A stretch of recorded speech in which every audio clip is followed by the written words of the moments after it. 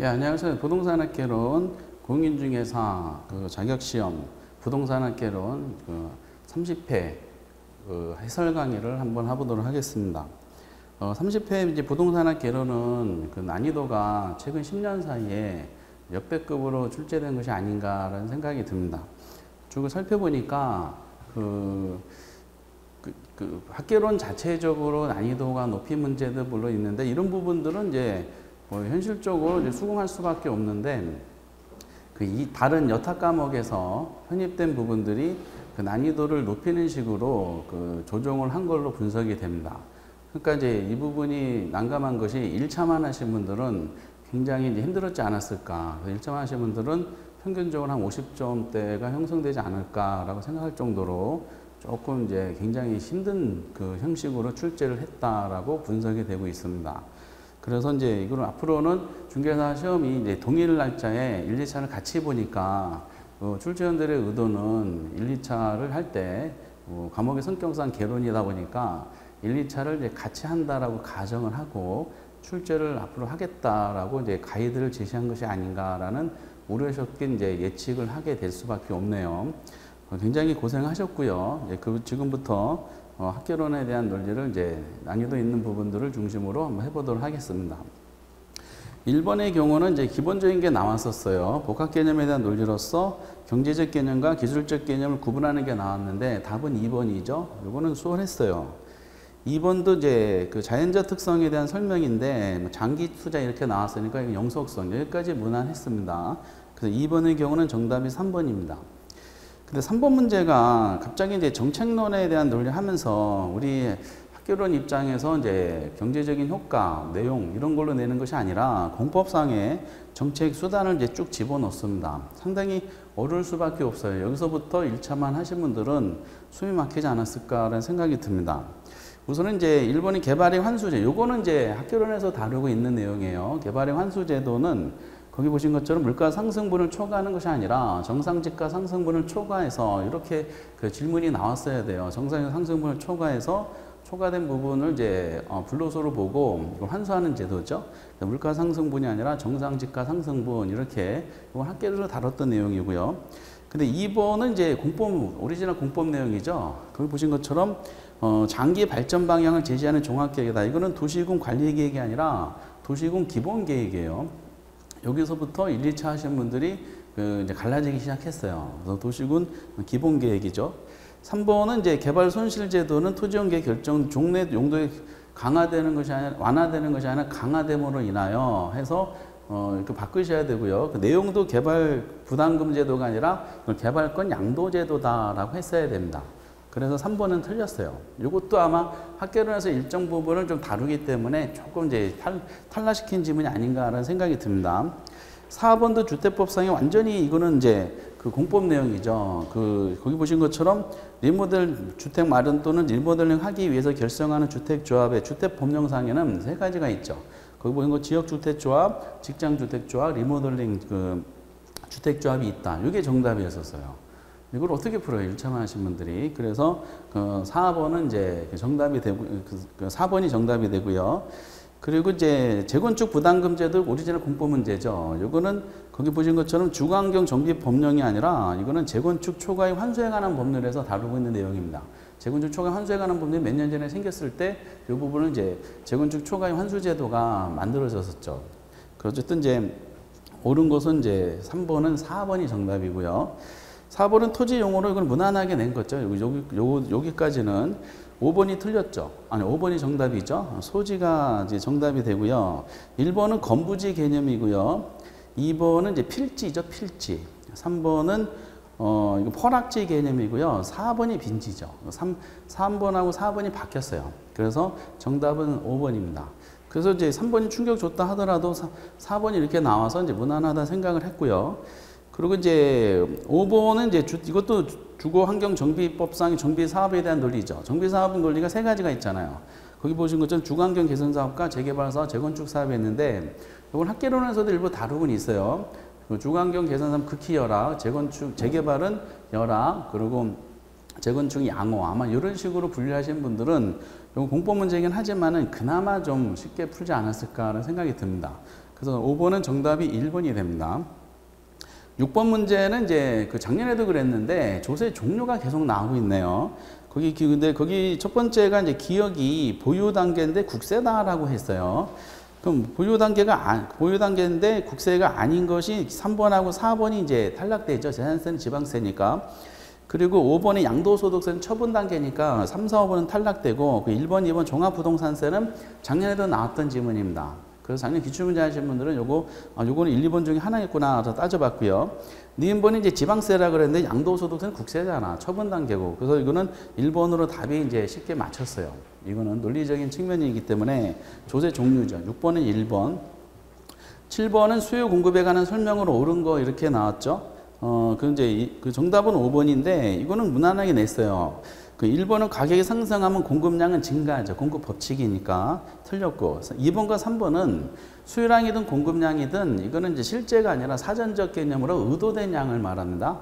2번, 3번은 동시에 탈락됐고 건설 종사자들의 임금이 상승하면 공급이 감소하잖아요. 공급이 감소하면은 균형 가격은 상승하게 돼 있어요. 근데 하락이 아니죠.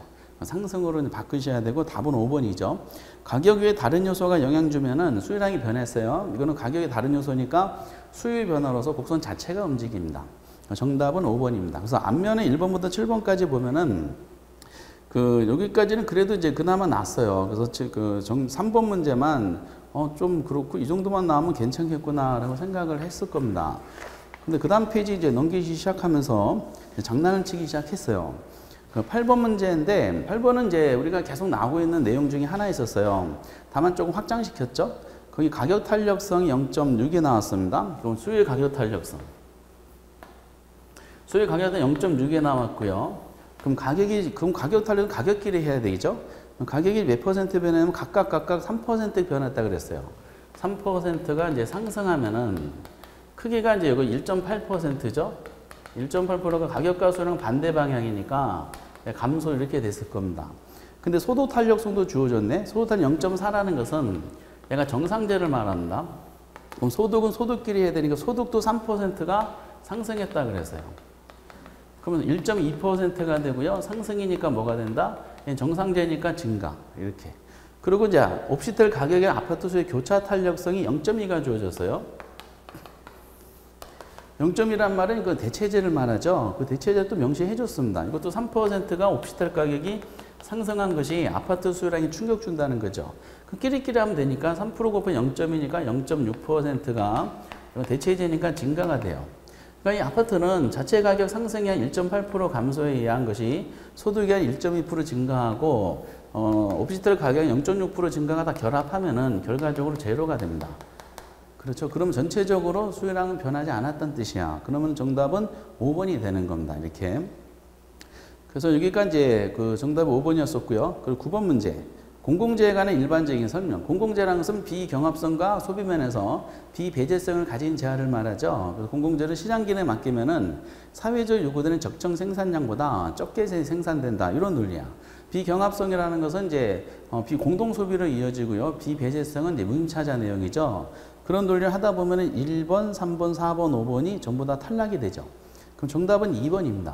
공공재를 생산하는 것은 결과적으로 정부가 공공재를 이용하는 사람들한테 강제적으로 비용을 부과하는 거죠. 비용을 부과해서 그게 세금이잖아.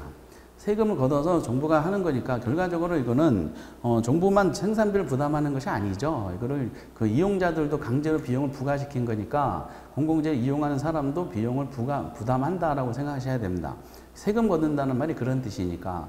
그래서 정부 지원금 가지고 하는 경우도 있지만은 그 이용하는 사람들한테 강제적으로 비용을 부과해서 그게 세금이다라는 논리죠. 그래서 2번이 틀렸어요. 이것도 아마 여기까지는 잘 됐어요. 그러다가 이제 10번은 그동안에 많이 나왔던 문제인데 그걸 함정을 만들었어요. 이 문제가. 그래서 함정에 의해서 이제 헷갈려 하신 분이 계실 것 같더라고요. 수요함수가 있고 공급함수가 있었는데 수요함수는 그냥 하나로 고정입니다. 800-2p다. 근데 이제 공급함수가 그 P 값이 주어졌어요. P1은 200이었는데 얘가 공급함수가 P2는 300으로 변할 때 균형 거래량의 변화를 물어봐서 균형이란 말은 수요량과 공급량이 일치하는 거잖아요. 그러면은 P값이 200이니까 일치하게 만들려면은 요거 최초의 균형과 새로운 균형을 비교하면 되거든요. 그럼 가격은 어차피 똑같이 200이니까 여기다 200을 여기다 집어넣으면 돼요. 200 집어넣으면은 이거는 800에서 2 곱하기 200은 400이니까 거래량 얼마 나온다? Q값은 400에 나와요. 그 동일하게 이제 P값이 이제 300이 됐기 때문에 300을 여기다가 이제 집어넣죠. 300 집어넣으면은 이게 600에 나오죠. 800에서 600 빼면은 200이 됩니다. 거래량은. 그러면은 이제 최초의 거래량 400에서 새로운 거래량 200이 됐기 때문에 200이 이제 감소했다는 말이 나오는 거야. 그래서 정답은 3번과 4번 중에 4번과 5번 중에 하나 있었어요. 근데 이거를 실수해가지고 습관적으로 그 공급 함수가 주어진 것이 P값인데 이걸 Q값으로 하신 분들은 답이 이제 엉뚱하게 나오지 않았을까라는 생각합니다. 그래서 출제원이 그동안에 많이 냈던 거를 형식을 좀 틀어버렸다라고 판단이 되는 겁니다. 실수를 유발하는 문제였었거든요. 그림상 그려도 마찬가지야. 그림상 그러면 수요함수가 이렇게 됐으면은 공급 함수가 이제 P값이 하나가 이렇게 돼 있고 이게 200이고요. 하나가 300 이렇게 됐기 때문에 결과적으로 거래량은 300이 줄어들게 됩니다. 그리고 이제 가격선의 수평으로 이루어지는 거기 때문에 공급 함수는 수평선이죠. 완전 탄력적이다라는 논리입니다. 가격선에서 수평으로 이루어졌기 때문에 그래서 정답은 5번이 됐었어요. 그리고 이제 10번은 5번이고요. 11번도 마찬가지야. 11번도 그동안에 탄력성으로 많이 나왔던 건데 출제원이 이제 꼼꼼하게 읽으신 분들을 타겟팅을 했어요. 아마 처음에 보실 때는 이게 1, 2, 3, 4, 5번이 다 맞는 걸로 아마 생각이 되셨을 겁니다. 왜냐하면 전부 다 기출문제에 그동안에 나왔었던 지문들이야. 보기 2번 같은 것은 대체재가 감소하면 그만큼 탄력성이 작아지잖아. 비탄이 된다. 맞고요. 그리고 이제 공급의 가격 탄력성이 수요 때문에 작다. 공급이 더 작으니까 이 조세기착 문제를 끄집어냈죠. 그러면 공급자가 세금을 더 많이 부담해요. 맞죠? 그리고 이제 그 임대주택 수요 가격이 1이면은 단위 탄력적이니까 가격의 변화가 수요량이 같아서 전체의 수요는 변하지 않아요. 그럼 4번도 맞아요. 그리고 이제 임대주택 건축을 공급하는 기간이 짧아서 그러니까 생산의 소요된 게 짧은 거니까 더 많이 생산할 수 있잖아요. 그럼 더 탄력적이 돼요. 그러면서 1번도 당연한 거 아닌가 했는데 1번의 출제원이 장난을 쳤어. 수요가 증가할 때 균형 가격은 변하지 않는다 이렇게 냈잖아요. 그럼 수요가 변했으면은 상대방이 조건이 있어야 돼. 그러면 그것이 수요의 가격 탄력성이 완전탄이 아니라 공급의 가격 탄력성이 완전탄 이렇게 했어야 됩니다. 공급의 가격 탄력성이 완전탄일 때 수요가 이렇게 증가하면은 가격은 그대로고 거래량이 증가한다 이렇게 했어야 되죠. 그러니까 수요의 가격 탄력이 아니라 공급의 가격 탄력성이. 습관적으로 이제 쭉 지나가신 분들은 아마 답을 못 찾아서 어디서 틀렸을까라고 이제 아마 좀 많이 헤맨 지문이 아닌가라는 생각이 들어요. 그 11번은 그래서 이제 1번이 틀렸어요. 실수를 유발하는 문제입니다. 저희들이 이제 판단하기에. 그리고 이제 12번 문제는 그 여러 가지 상호입지론에 대한 논리를 한 건데 그동안에 안 나왔었던 넬슨이라는 사람 8개 입지 조건을 제시한 사람인데 요거를 그 꽃사리를 끄집어냈는데 근데 그것까지 모른다 하더라도 그 답은 이건 찾게 해줬어요. 왜냐하면 그동안 많이 나왔던 건데 기억해 보면 투넨의 이론을 도시공간으로 옮겨놓은 사람이 있죠. 그럼 투넨은 도시공간 옮겨놓은 그 사람 중에 뭐야? 버제스잖아. 투넨은 이제 고립국 이론을 동심원 구조로 설명한 거를 그대로 도시공간 옮겨놓은 사람이 이제 버제스의 동심원입니다. 그러면은 그 기억은 뭐랑 연결시키냐면은 동심원 이론밖에 없으니까 가로 이렇게 연결을 시켜야 돼요. 그럼 기억이 가가 있는 게 1번, 2번, 3번 중에 하나 있었어요. 그리고 니은번은 작년에 나왔던 것처럼 중심지 규모 크기에 따라 그 상권의 규모가 달라진다. 그래서 이거를 고차 중심지, 저차, 중차중 이렇게 규모에 따라 이렇게 구분한 사람 있죠. 중심지의 형성 과정을 계층별로 분류한 사람, 크리스탈러의 중심지론이죠. 그러면 니은번은 크리스탈러의 중심지론이니까 그 다로 연결이 됩니다. 그 니은이 다로 연결된 것은 3번밖에 없었어요. 그리고 이제 디귿은 이제 사실상 처음 나온 건데 8가지 입지 조건을 이제 제시한 넬슨의 소매 입지 이론이다라고 봅니다. 그럼 그런데 거기까지는 안 간다 하더라도 두 개만 알아도 답을 찾게 해줬던 12번은 그냥 그동안에 나왔던 문제라고 분석이 돼요. 그리고 이제 그 정답은 3번이었었어요. 그리고 허프 문제도 마찬가지인데 허프는 대도시 내 소비자들의 소비 행태를 점포 단위로 구매하는 소비 행태를 논한 이론이죠. 그래서 레일리 중력 법칙을 확장한 이제 확률 모형으로 했는데 차이점은 이제 점포가 두 개 도시 가정한 것에서 2개 이상의 점포 가지고 했고 그리고 이제 거리의 제곱에 거리의 마찰 계수를 강조했어요. 이 문제는 마찰 계수를 강조한 거야. 마찰 계수는 어떤 점포까지 도달하는 데 걸리는 시간적인 거리를 말합니다. 그런데 거기 보시고 정답이 이제 1, 2, 3, 4번은 다 무난한 지문들이었었어요. 5번엔 전문품하고 일상용품을 비교했을 때 일상용품은 말 그대로 이제 그냥 일상적으로 쓰는 흔한 물건을 구매하는 거예요. 그래서 조금만 거리가 멀고 조금만 이제 도달하는데 난감한 상황이 발생하면 안 가려고 그래요. 횡단보도에 있으면 안 가려고. 근데 전문품점 같은 것은 판매하는 점포가 정해져 있잖아. 그래서 어떤 이제 거기까지 도달하는데 장애인이 있다 하더라도 그 전문품이 필요한 사람들 그 장애인을 극복하고 현장에 꼭 가려고 합니다. 때문에 전문품점의 경우가 일반 일상용품 경우보다 마찰 계수 값이 더 작아요. 이게 저항을 극복하고자 하는 의욕이 강하기 때문에 그렇습니다. 더 크다라고 설명이 되어 있죠. 잘못된 내용이죠.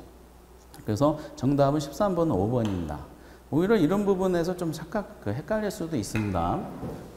그 14번은 이제 입지이론에 대한 설명인데 모두 고르시오 이렇게 설명이 돼 있어요. 처음 나온 사람이 니은번이야. 니은번은 래쉬는 이제 대부분 래쉬는 이제 상호입주론자인데 우리 수험서에는 이 공호입주론자로 설명한 수험서가 좀 많이 있더라고요. 유명한 상호입주론자입니다. 근데 어쨌든 호이트 이제 보시다시피 호이트는 이제 교통망 딱 나면 뭐다? 호이트를 하셔야 되지. 교통망이 이제 발달한 지역으로 이제 고소득층 중심으로 거주하게 되고 고소득층이 거주하는 이제 지역을 중심으로 해서 주공간이 이렇게 배치되는 그 과정을 도시 내부가 형성되는 과정을 논한 이론입니다. 기억은 그래서 맞아요.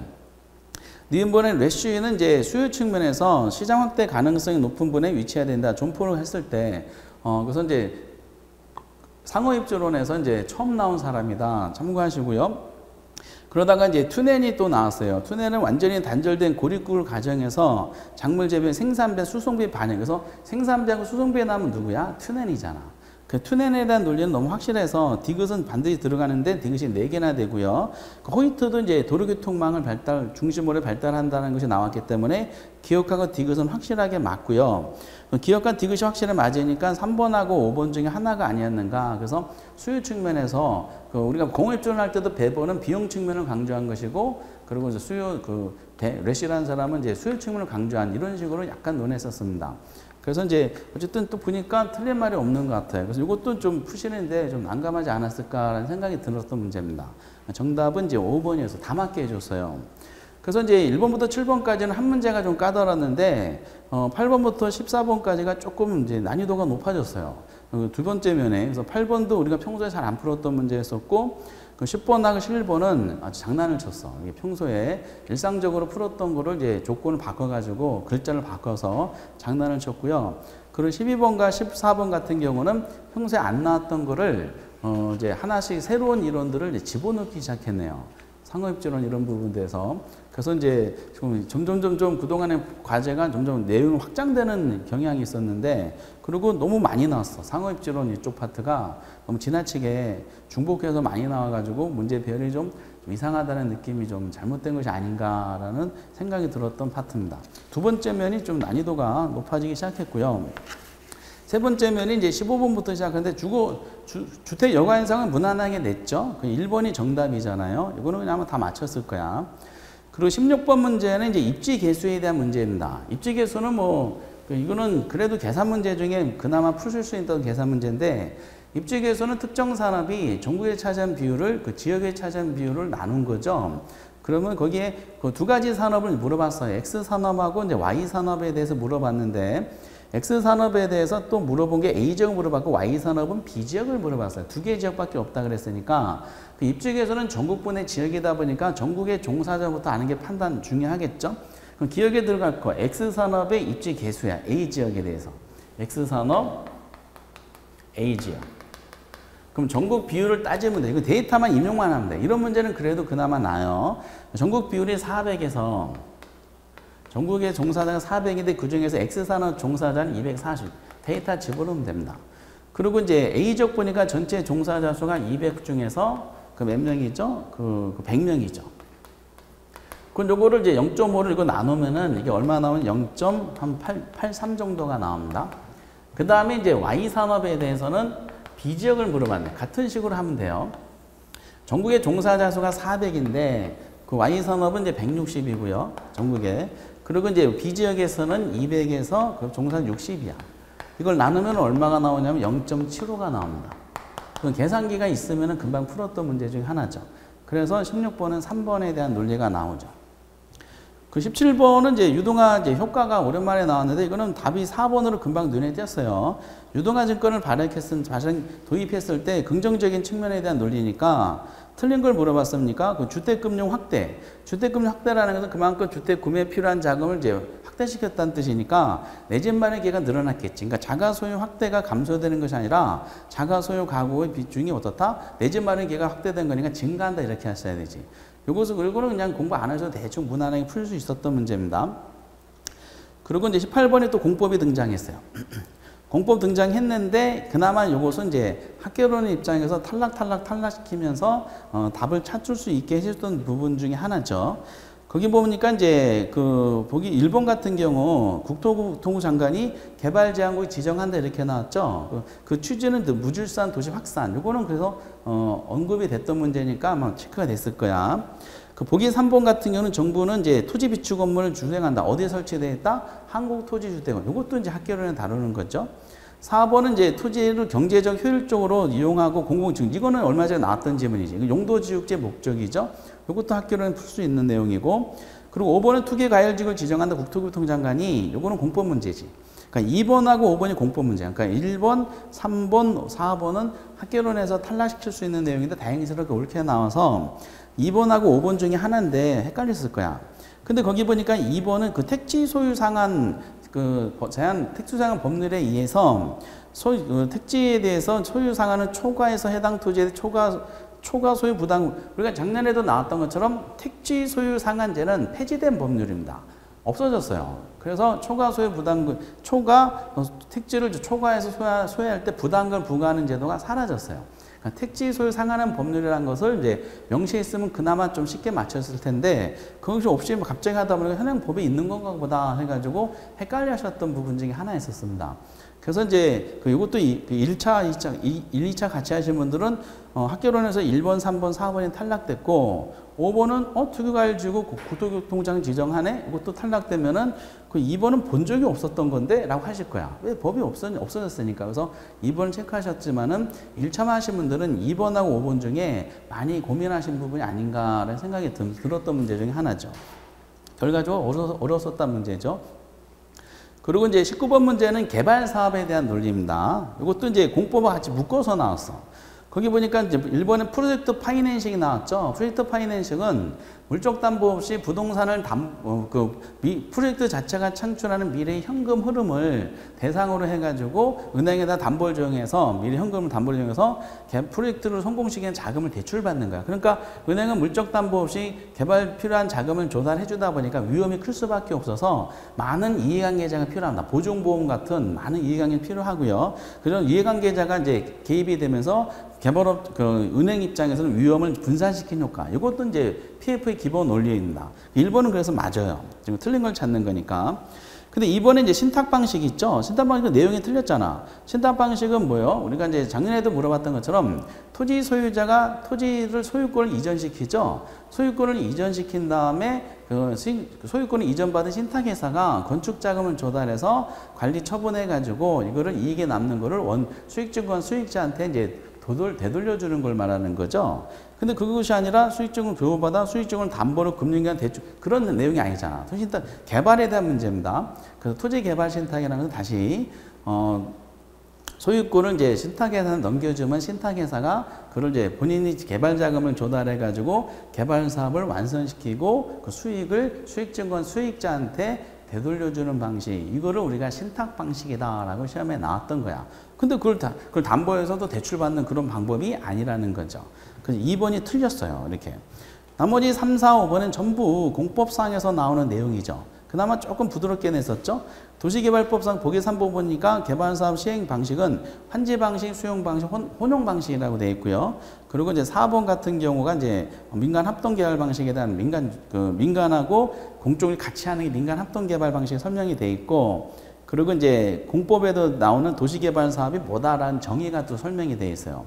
그러다 보니까 이거는 이제 결과적으로 3, 4, 5번에 대한 공법으로 문제를 구성한 것이고, 1번하고 2번은 학계론에서 부동산 개발론하고 PF라는 거에서 그 문제를 구성해서 이제 구별하게 만들었던 문제입니다. 자꾸 공법이라는 이질적 요소가 보기에 들어가다 보니까 여기서 혹시나 답이 있는가 해서 이제 시간만 잡아먹는 아주 고민스러웠던 문제 형식입니다. 정답은 2번이었습니다. 20번 분양가 규제는 오리지널 공법 문제죠. 그래서 이제 틀린 걸 물어봤는데, 이거는 주택법을 공부하시면 다 맞췄던 문제지만은, 역시 반복되지만 1차 하시면 주택법 공부하지 않잖아. 그러다 보니까 굉장히 어려웠던 문제 중에 하나고요. 그 4번은 요즘에 언론에 나오는 부분이니까, 공동주택이 이제 건설된 용지에는 분양가 제한할 수가 있는 거죠. 공동주택에 건설된 용지에 대해서 주택법에 나오는 정답 4번이었습니다. 21번 문제는 그냥 쉽게 해줬죠. 그래서 이거는 부동산 관리 중에 자산관리랑 시설관리를 구분하는 문제인데, 자산관리라고 이제 금방 답을 해주게 됩니다. 그래서 세 번째 면에 보면은 그 계산 문제가 이제 하나가 들어가 있고요. 그리고 18번, 19번, 20번 요 세 문제가 난이도 있게 냈어요. 이게 18번, 19번, 20번 문제가. 그래서 조금 난감하지 않았을까 생각이 들고요. 그 네 번째 면이 이제 보면은 22번은 주택 공급 제도에 대한 설명인데, 처음으로 나왔습니다. 선분양 제도와 후분양 제도를 100% 5개 점을 구성한 것이 이때 처음입니다. 그래도 아마 이거는 경험책에서 우러났을 거야. 선분양 제도는 건설회사가 소비자들로부터 개발 건설 자금을 받아가지고 계약 중도금 잔금 받아서 땅 사고 건물 짓고 이익 남기는 방식이고, 후분양 제도는 건설에 필요한 자금을 건설회사가 자금을 조달하는 내용이잖아요. 그래서 1번이 틀렸죠. 거기 보면 초기 주택 건설 자금의 대부분을 주택 구매자로부터 조달함으로, 이거는 선분양 제도에 대한 논리지 후분양 제도가 아니잖아. 그 구매자한테 계약금 받아서 땅 사고 중도금만 건물 짓고 이런 잔금 받아서 은행 그 건설에서 이익을 가져가고, 이거는 후분양 제도가 아니라 선분양 제도에 대한 설명이다라는 겁니다. 그래서 이제 감각적으로 아마 이거 맞히지 않았을까라는 생각이 들어요. 23번이 심각한 문제죠. 부동산 신탁에 대한 설명이야. 부동산 신탁이 과거에 우리 시험에서 나왔던 사례가 있지만은, 어느 순간부터 우리 시험에서 부동산 신탁이라는 게 구체적인 시험범위 목차를 정해줬으면 정해주기 시작하면서 시험범위에서 사실상 출제를 안 해가지고 빠졌다고 판단했던 내용 중에 하나죠. 다만 이제 개발론에서 신탁 방식이라고 해가지고 소유권을 넘겨받는 이런 식으로 했었어요. 옛날에는 관리 신탁, 처분 신탁 이렇게 구분해서 출제한 적이 있었거든요. 근데 그걸 다시 살렸어. 그런데 이제 그래서 굉장히 어려웠던 문제 중에 하나예요. 이걸 어떻게 풀어요? 민법에도 다루지 않을 겁니다. 다만 감각적으로 이제 4번이 보면 신탁은 소유권을 넘겨주는 거야, 신탁회사한테. 근데 거기 4번 보면은 소유권의 이전 없이 이런 말이 나왔죠. 믿고 탁 맡긴다는 거니까. 그래서 신탁 방식에 대한 일반론을 아셨던 분들은 거기서 이제 소유권을 넘겨받는 방식인데 라고 해가지고 아마 거기서 포인트를 잡아서 답은 체크가 되셨긴 하지만은 문제 자체가 낯설어. 그래서 1번부터 계속 보면은 무슨 말인지 좀 어렵게 돼 있어요. 그래서 이건 난이도가 아주 높았던 문제 중에 하나입니다. 정답은 그래서 거기 보시다시피 소유권의 이전 없이가 아니라 소유권을 넘겨주는 거예요. 누구한테? 신탁회사한테. 관리하는 거 있고 처분해서 나온 수익을 나눠 분배하는 방식도 있고, 그래서 4번이 틀렸습니다. 그리고 이제 24번은 이제 투자론에서 화폐제한 가치 일반적인 내용이 나왔어요. 옳은 걸 모두 고르시오 그랬어요. 거기 보니까 기억에 은행으로부터 주택 구매 자금을 대출한 가구가 매월 상환할 금액을 산정하는 경우에 감축. 이거는 많이 나왔던 거죠. 이건 저당상수 개념이잖아요. 그래서 기억은 탈락이 됐어요. 기억에 들어간 거 탈락되면은 1번, 3번, 5번이 탈락이 돼요. 결과적으로 나머지 세 중에 하나인데, 니은의 연금이 현가계수와 저당 역수관계. 이거 흔한 지문이죠. 연금 현가계수와 저당 역수관계다. 니은번은 꼭 들어가야 돼요. 근데 나머지가 다 들어가 있네. 그리고 1번은 이제 탈락되면서, 근데 2번 아니면 4번 둘 중에 이제 하나가 되겠죠. 디귿에 연금의 미래가치 있죠. 매 기간마다 나왔으니까 이거는 일정 금액 나왔어요. 반복되네 연금이야. 그리고 미래 일정 시점, 미래 시점에서의 금액이네. 그러면 연금 나왔고 미래 시점 나왔으니까 연금의 내가계수라고 해야 됩니다. 연금의 내가계수 제대로 돼 있네. 그렇죠? 그리고 이제 디귿도 맞네요. 나머지 리을인데 일시불의 현가계수는 할인율이 상승하면 작아진다. 이것도 맞네. 정답은 4번이 되죠. 일시불 현가계수 공식은 1 플러스 R에 n승분의 1이 일시 현가계수잖아요. 그러니까 할인율이 높아질수록 분모가 커지는 거니까 결과적으로 얘는 현가계수가 작아지게 되는 논리죠. 그래서 이제 리을번은 맞아요. 정답은 기역을 지은 나머지 니은, 디귿, 리을이 들어가 있는 4번이 정답이 됐던 겁니다. 이건 그나마 무난했던 문제고 25번 문제는 이제 현금 흐름에 대해서 아주 쉽게 냈어요. 정답 3번이죠. 그 세전은 순영업소득 부채 서비스액을 가산한 것이 아니라 순영업소득 부채액을 차감한 거죠. 그렇죠? 이건 뒤에 문제에도 연결이 되다 보니까 이건 쉽게 맞힌 걸로 분석이 됩니다. 25번은 정답이 3번입니다. 그리고 이제 26번은 이제 기대수익, 포트폴리오 기대수익을 구하는 건데 이걸 보통 그동안에는 결과를 보여주던 문제인데 구성 요소를 물어봤죠. 포트폴리오 기대 수익률은 포트폴리오 기대 수익률이 아니라 개별 예산 기대 수익률. 개별 예산 기대 수익률은 투자 부동산이 실현 가능한 값들을 가중 평균치로 구한 거죠. 거기 보니까 이제 비관 정상 낙관이 나왔어요. 그건 이제 비관적일 때 예상 수익률이 4%고 곱하기 그때 확률이 20%예요. 0.2 더하기. 그리고 정상적일 때가 여기 가로가 돼 있죠. 네모 곱하기 확률이 40%. 더하기. 그리고 이제 낙관적일 때가 10%죠. 10% 곱하기 확률이 40%. 이게 몇 %다? 8%다 라고 주어진 거니까 여기에다 X값을 친 거지. 그럼 요거는 0.8%고요. 요거는 이제 4%잖아. 그럼 이게 두 가지 더하면 4.8이죠. 그럼 4.8이 넘어가면 0.4 곱하기 네모는 4.8이 넘어가면은 3.2죠. 그럼 0.4로 나누면 되죠. 그럼 이게 얼마다? 8%가 되는 겁니다. 거기에는 이제 얼마 들어간다? 8%가 들어가야 돼요. 요거는 그나마 계산 중에 이제 무난했던 문제고 27번. 이 주는 포트폴리오 문제가 오랜만에 나왔는데 답은 쉽게 전통적인 걸 쉽게 해줬네요.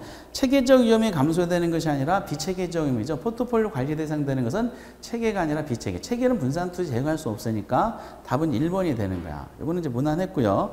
28번도 할인연금 수지 분석법 하면서 순영가법, 수익성지수법, 내부수익률법 해가지고 3개가 있잖아요. 근데 내부수익률이라는 것은 현금 유입의 현가와 유출현가를 같게 만드는 할인율이다. 이 말은 순영가를 0, 수익성지수를 1로 만드는 할인율이야. 근데 거기 순영가를 1로 만드는 할인율이라 되어 있죠. 틀렸죠? 순영가가 1이 아니라 뭐라고요? 0으로 만드는 할인율이다 라고 하셔야 됩니다. 그래서 22번부터 28번까지 요 면은 네 번째 면인가? 요 면의 경우는 거기 이제 아주 난이도가 있는 문제 23번이 있었고요. 그리고 나머지는 이제 여기는 그나마 무난했네요. 23번, 그리고 계산 문제가 어려워하시니까 계산 문제는 이제 26번 문제가 좀 힘들었었고요. 여기는 좀 그랬습니다. 그리고 이제 28번까지 보고 29번. 이런 형식의 문제가 엄청 어렵게 많이 느껴지시는 내용이죠. 왜냐하면 이건 시간을 많이 걸리는 문제죠. 요건을 잘 보셔야 됩니다. 거기 보니까 담보대출액은 이제 1억 원이고요. 담보 연간 연료금상이 500인데 가격이 이제 2억짜리야. 근데 차입자의 연소득이 이제 1,200만 원이다. 근데 가능 총소득이 2천. 투자 금융을 막 섞어서 냈습니다. 가능 총소득이 이제 얼마가 나왔냐면은 2,500만 원이 딱 주어졌네요. 2천만 원. 그럼 공실을 빼야 되겠죠? 공실이 지금 얼마 주어졌냐면은 그 둘레 6번째 점에 대손 가능 총소득이 25%야. 2천만 원에 25%니까 250이 빠지죠. 그럼 유효 총소득이 나온 거죠. 그럼 1,750만 원이 됩니다.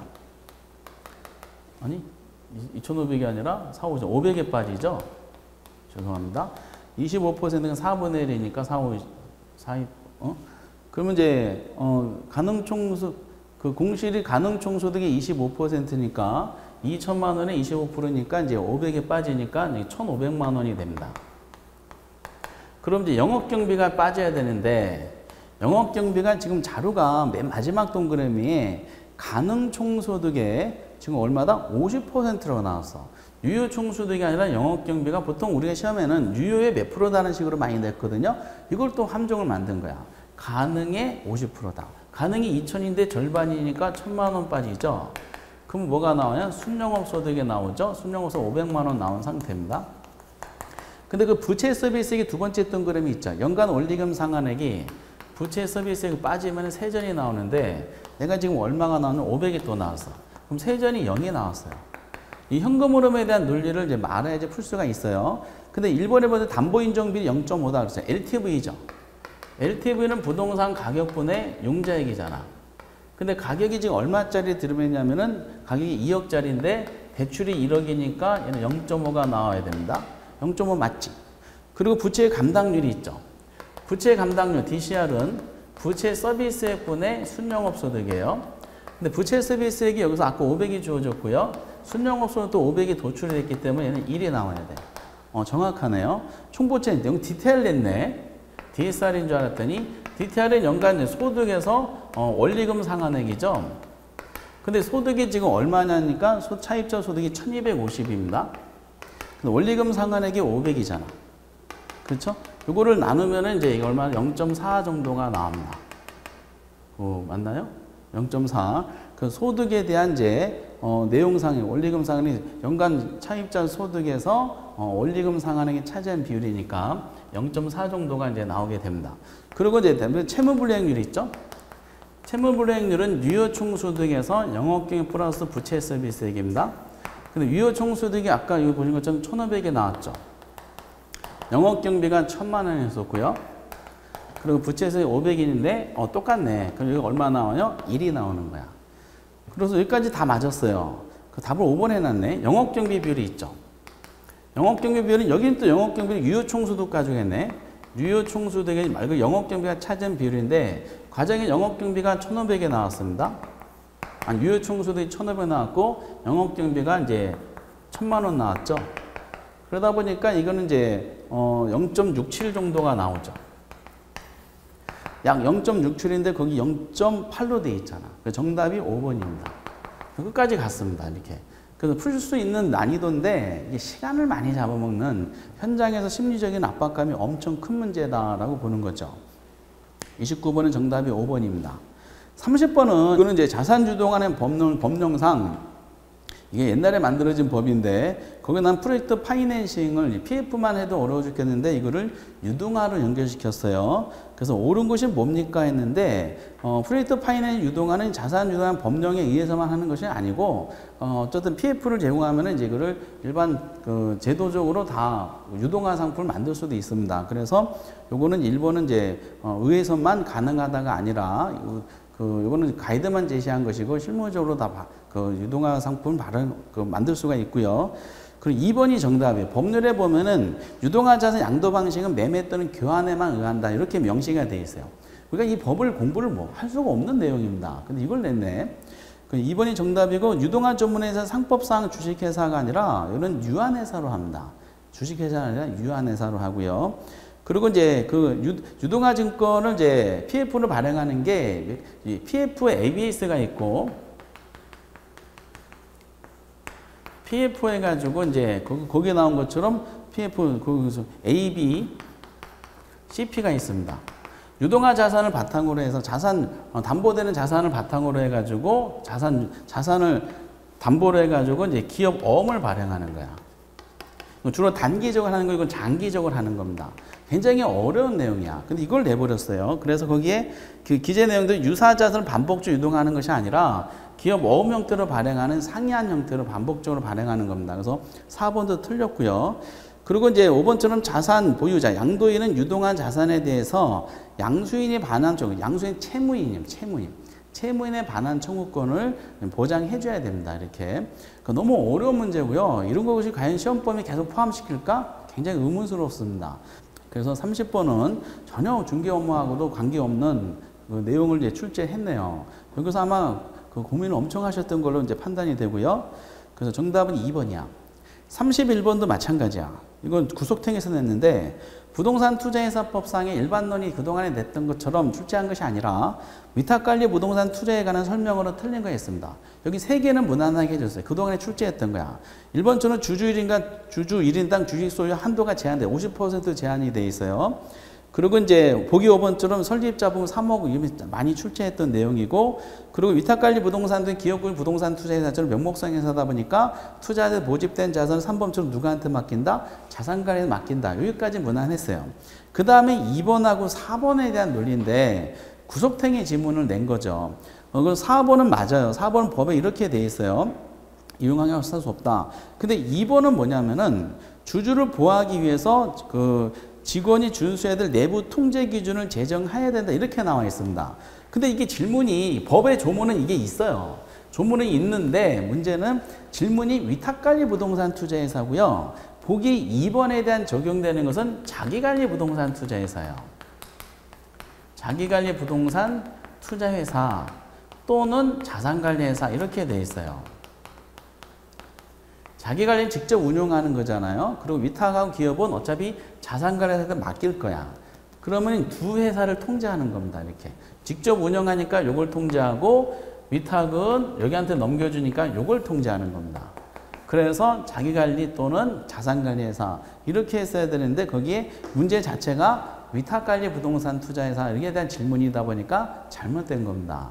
그래서 이제 이번의 경우는 자기관리회사 또는 자기관리 부동산 투자 또는 자산관리회사의 경우에만 적용되는 조문이다라고 규정이 되어 있어요. 그래서 1번, 3번, 5번은 탈락됐는데 2번인가 4번인가를 엄청 고민하셨던 아주 난감한 문제 중에 하나예요. 그렇다고 이거를 우리가 구속행위까지 수백 개 조문을 다 하기는 정말 어려웠던 문제 중에 하나입니다. 쉽게 맞출 문제인 줄 알았더니 여기도 이제 아주 힘들어졌던 문제고요. 그리고 이제 정답은 그래서 31번이 2번이 됐어요. 그 32번 같은 경우는 현금 유익, 현재 가치를 구하는 내용인데 이거는 원리만 잘 알면 답을 맞췄던 문제 중에 하나입니다. 향후 3년간의 순영업소득이죠. 현재 가치를 합계다. 근데 다음은 이제 어쩌고저쩌고 나왔어요. 근데 임대료, 연간 임대료 총 수익이 나왔죠. 1년차, 2년차, 3년차 이렇게 이제 규정이 되어 있습니다.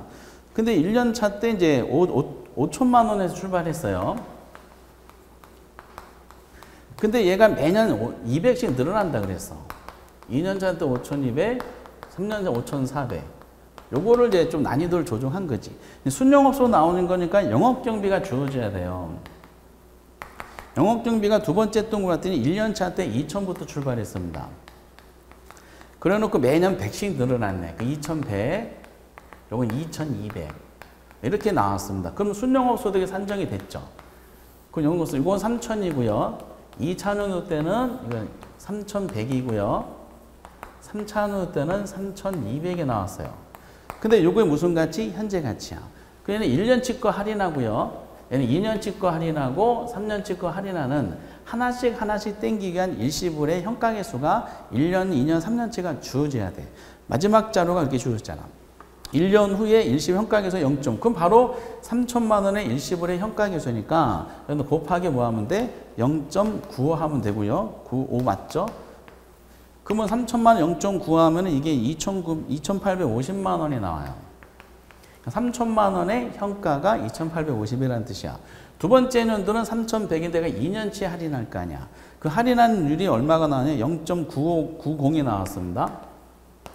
곱하면은 이건 2,790이 나왔어요. 3년차 거는 이제 1년, 2년, 3년을 땡겨야 되니까 0.85라고 3년차 일시 현가계에서 주어졌어. 요거 하면 2,720이 나옵니다. 이거 다 더하기만 하면 돼요. 그러면 8,360만 원이 뜹니다. 이렇게 이제 다 더하면 됩니다라고 말씀드렸지만은 현장에서는 이거 푸시면서 그 판단하기가 쉽지 않았던 문제 중에 하나가 요거죠. 그래서 어쨌든 이제 요즘에 트렌드 중에 하나니까 이 정도 수준을 한번 연습을 해보셨으면 좋았었고요. 8,360만 원이니까 정답이 2번이 됩니다. 33번은 이제 그 부동산 금융하고 투자를 섞어서 나왔던 문제 잘못된 거죠.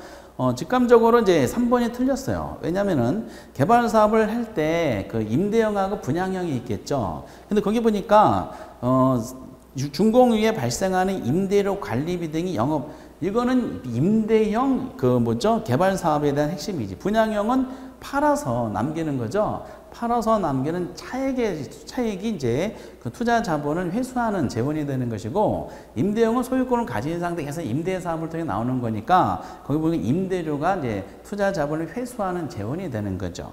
3번이 이제 틀리게 되는 겁니다. 이렇게. 나머지는 기본적인 이제 환원율에 대한 설명이 쭉 나와 있습니다. 정답이 이제 3번이고, 그 34번은 15회 때 중개사법에 한번 나오고, 우리 시험 학계론에서 한 번도 내지 않았던 비율임대차에 대한 논리야. 비율임대차는 상업용 부동산의 경우에 하는 건데, 연습은 해보긴 했지만은 익숙하지 않았을 거예요. 기본 임대료에다가 문제의 조건에 따른 가산 임대료를 정하는 겁니다. 그러면 기본 임대료 조건이고 가산 임대료에 대한 조건이 주어질 거야. 근데 기본 임대료가 거기 딱 주어졌어요. 거기 보니까 손익분기점 매출액 이하면 기본 임대료만 지불하고, 그 이상이면은 초과하면 뭐다? 그 초과액에 대해서 일정 비율을 가산임 정한다라고 비율임대로 정해놓은 거야. 그럼 손익분기점 매출액이 5천만 원 나왔어요. 그럼 이 사람이 지금 얼마가 총 매출액이냐? 예상 매출액이 제곱미터당 20만 원이에요. 그 때려 맞추면 돼. 자료가 얼마 없으니까. 20만 원에다가 면적이 얼마야? 5천이잖아.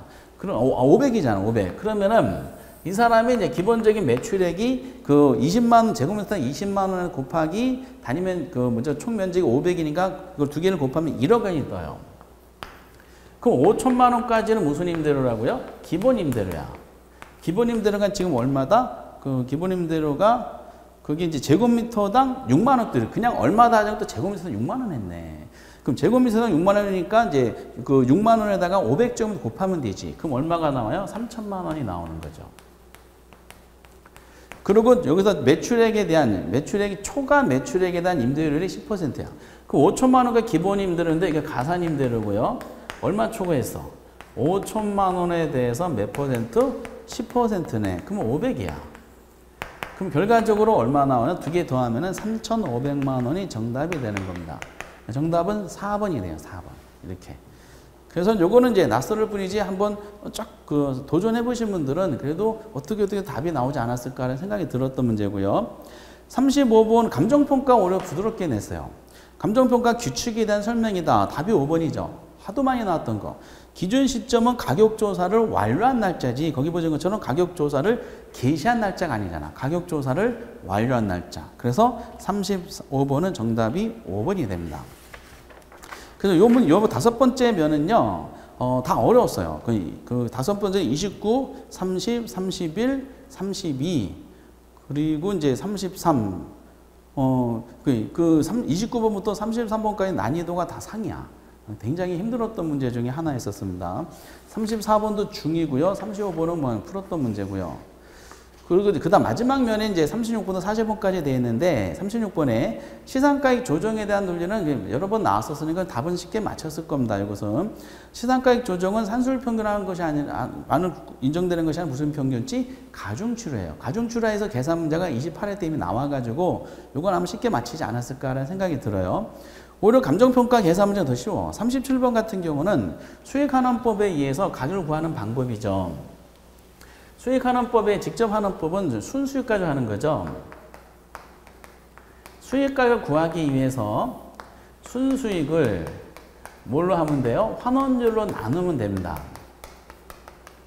근데 이 문제는 우리 난이도를 업시키려면 환원율까지 구하게 해야 되는데 환원율이 그 10%라고 주어졌어요.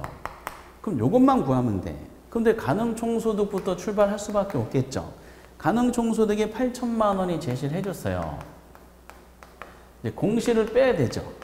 공실 및 손실상당액이 거기 얼마다? 가능의 10%야. 그러면 8천의 10%니까 800에 빠지면은 유효총소득이 얼마가 나오냐? 7,200만 원이 나옵니다. 그리고 이제 여기다가 뭘 빼야 돼? 영업경비. 그럼 역시 에이스는 영업경비 문제입니다. 순영업소득을 할 때 영업경비 항목 중에 수선유지비 400, 화재보험료 100, 그리고 재산세 200. 이게 전부 다 영업경비 항목이야. 영업이 포함되는 거 안 되는 구별하는 문제죠. 그럼 400, 100, 200 더하면 얼마죠? 총 700이 빠져요. 700에 빠지면 6,500만 원이 됩니다. 거기에 나왔던 자료, 영업소득세하고 부채세비세액은 의미가 없는 함정이야. 왜? 직접 환원법안 수익가 구할 때는 순영업소득 가지고만 계산하기 때문에 그렇습니다. 나머지는 해결할 필요 없어. 밑에 거, 요거 다음부터 공제하는 거니까. 그럼 그냥 6,500이고 환원이 10% 나왔기 때문에 공 하나 더 붙이면 돼. 그럼 6억 5천만 원이 정답이 되겠죠. 그 정답은 2번이 되는 겁니다. 6억 5천만 원. 요거는 오히려 더 쉬웠던 문제 중에 하나입니다. 투자론의 가이순 전후에 대한 논리만 알면은. 그 38번은 가격 공시에 관한 법률. 요것도 이제 그나마 오히려 감정표가 쉽게 해줬어요. 중간이 더 어려웠는데. 그럼 3번이 명확하게 틀렸죠.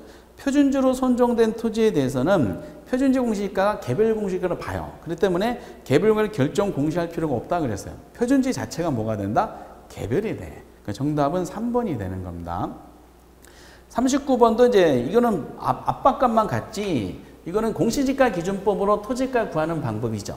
공시가 기준법 토지가 구할 때는 비교 표준지를 구해야 되고요. 그리고 시점 수정하고요. 그리고 이제 지역요인 비교하고 개별요인 비교하고 그 밖엔 비교해서 나온 게 토지 가격입니다. 이게 이제 CG 계획을 하고 학원마다 좀 다르니까 이런 식으로 했어요. 근데 대상 토지가 어디냐면은 이게 자료를 잘 찾아야 돼. 일반 상업지역이고 상업용이야. 그러면 이 땅을 평가해야 돼. 지금 목적물이. 소재지 동그라미 첫 번째. 일반 상업지역 상업용이고. 근데 표준지가 두 개가 있어요. 둘 중에 하나를 이제 선택하는 거잖아. 비교할 수 있는 표준지를 선정, 요거를 이제 포인트로 잡은 거지. 여기서부터 헷갈리면 안 됐던 거죠. 근데 거기 보니까 기호 1인 경우는 일반 공업지역이야. 근데 대상 토지는 어디 있어요? 일반 상업지역에 있는 거잖아. 그러면 기호 1이 비교 표준지가 아니라 일반 상업지 기호 2가 뭐다? 비교 표준지가 돼. 그 비교 표준지 공시지가가 얼마가 나왔어요? 200만 원 제시됐죠. 시점 수정. 시점 수정 자료가 두 번째 지가 변동률이 있어요. 그러면 공업지역은 필요 없고 상업지역 가지고 해야 되잖아요. 상업지역이 5% 상승했대. 어디서부터? 공시 기준일부터 시작해서 기준 시점까지. 그러면 5% 상승이니까 1.05. 곱하기. 그리고 그 바로 밑에 지역용 비교는 표준지와 대상 토지는 인근 지역. 같은 지역이 있네. 동일 시장 지역이 있다 보니까 인근 지역의 사례 선택할 때는 뭐다? 지역용 비교를 할 필요가 없어. 이건 할 필요가 없어. 개별용. 개별용 비교는 대상 토지는 표준지 기호 1, 2에 비해서 대상이 표준지 비해서 몇 퍼센트? 10% 우세라고 돼 있잖아요. 우세니까 100분의 110이니까 1.1. 1.1이야. 그러면서 상승식으로 계산하라. 전부 곱하기로 하라는 뜻이야. 그리고 그 밖에 이거는 보정할 필요가 없다고 나왔어요. 그럼 필요한 것은 비교 표준지를 선정할 수 있는 능력, 요거를 캐치한 거다라고 이 문제는 분석이 돼요. 그 자료가 시점 수정 자료하고 지역용 비교 자료 딱 두 개밖에 없으니까 200만 원 곱하기 1.05 곱하기 1.1을 하면은 그 금액이 이제 231만 원인가가 대상 토지 가격에 나옵니다. 정답은 5번이 됐던 거죠. 이게 자료를 찾는 게 중요했었어요. 이렇게 비교 표준지를 선정하는 게. 그동안에는 과정을 이것이 얼마냐라만 물어봤는데 이 문제는 출제인 조금 더 고민하게 만들어서 두 개의 이제 자료가 주어지고 이 중에서 어느 거를 선택할 수 있는 내용, 그러니까 비교 표준지를 이제 골라낼 수 있는 능력까지 물어봤습니다. 정답은 5번이 됩니다. 40번은 예상했던 대로 지역 분석, 개별 분석에 대한 논리인데 지역 분석은 거시적이죠. 미시적이 아니라 거시적이야. 거기서 미시하고 거시가 이번에 바뀌었어요. 아까 이거는 그나마 여기까지 꾸준히 가셔서 맞췄을 겁니다. 그래서 나머지는 다 기본 개념이고요. 40번은 정답이 2번입니다. 그래서 이제 그 마지막 면에 나왔던 문제들은 계산 문제 37번과 39번을 제외하고는 그냥 이제 무난하게 출제했던 걸 분석이 돼요. 그래서 제가 이제 전체적으로 한번 분석해 봤을 때, 1차만 하신 분들은 50점이 이제 그 정상 평균 점수가 아니겠는가, 최대 맞추면 50점이 아니겠는가, 그리고 1, 2차를 같이 이제 충실하신 분들은 60점까지는 가능했던 문제입니다. 그리고 이제 이 부분이 이렇게 일반적인 시험 문제 범위 이탈해서 출제가 됐을 때 이게 이제 그 출제원이 생각하지 못했던 영향을 받는 게 있는데 학교로부터 문제를 푸신 분들은 이 문제를 푸시다가 지문도 이제 지문이 긴 거는 아니었었어요. 다만 아주 구속탱에서 나오고 이 다른 여타 과목에 막 섞어서 내다 보니까 문제 하나하나를 푸시면서 굉장히 시간을 많이 잡아먹어요. 시간을 많이 잡아보면은 학교로부터 푸신 분들이 그 다음에 민법을 넘어가서 또 나머지 사실 문제를 풀어야 되는데 민법의 시간을 컨트롤하는 데도 영향을 주게 됩니다. 그래서 이 부분이 학교론 자체 문제가 아니라 2차 민법에도 영향 줬던 문제라고 감안했으면은 난이도가 그 최근 10년 사이에 나왔던 것 중에 역대급이 아니었는가라는 생각이 듭니다. 그래서 이제 그 학교를 담당하는 사람으로서 상당히 좀 유감스럽게 생각을 하고요. 이렇게 이제 그래도 합격하신 분들한테는 축하의 말씀을 드리도록 하고요. 아슬아슬하게 이제 좀 발표를 좀 초자에 기다리신 분들한테는 좀 이제 결과를 기다리시면서 긍정적인 결과가 모든 분들한테는 나왔으면 좋겠다라고 저도 기원을 한번 해보도록 하겠습니다. 예, 여기까지가 이제 역대급으로 출제됐다고 판단하는 부동산 학개론의 즉 30회 공인중개사 자격시험 해설 강의였습니다. 여러분들 대단히 수고하셨고요. 여러분들의 건승을 기원하도록 하겠습니다. 여러분들 감사합니다.